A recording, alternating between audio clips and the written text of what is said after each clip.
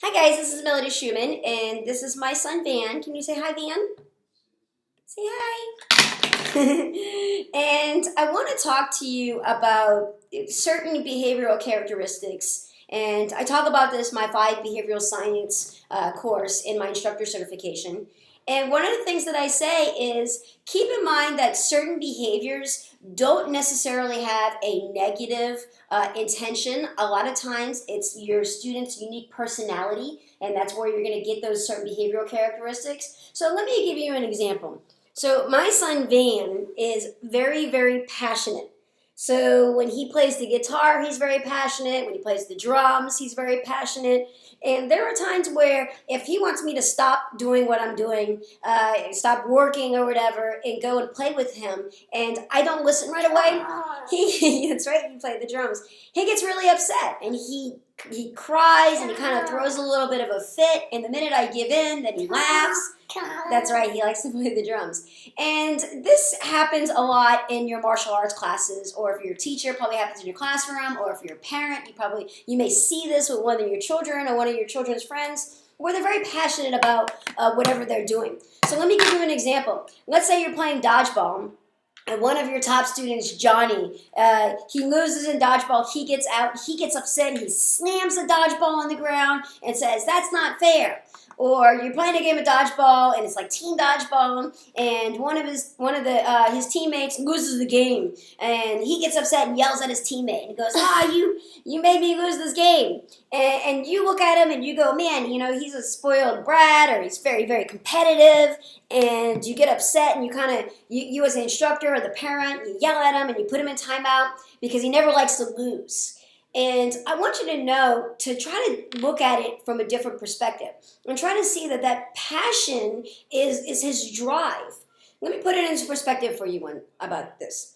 So Johnny's very competitive, and dodgeball, he slams the ball all the time. He never likes to lose. He gets on his teammates if they don't perform to his high standards, and this is his characteristic. Now let me talk to you about Johnny's future, though. Johnny is going to be the CEO of a big company, or he's going to be a coach, or he's going to be the Peyton Manning of football in his generation, because he's so passionate about winning. He hates to lose, and he puts this high expectation for himself, so much so that when he does lose, he gets upset. Or same thing with his teammates. He puts such high expectations on his teammates that he doesn't want them to fail either. Is this a true statement or a false statement about his future? It may be true, it may be false. It really depends on the role models in his life.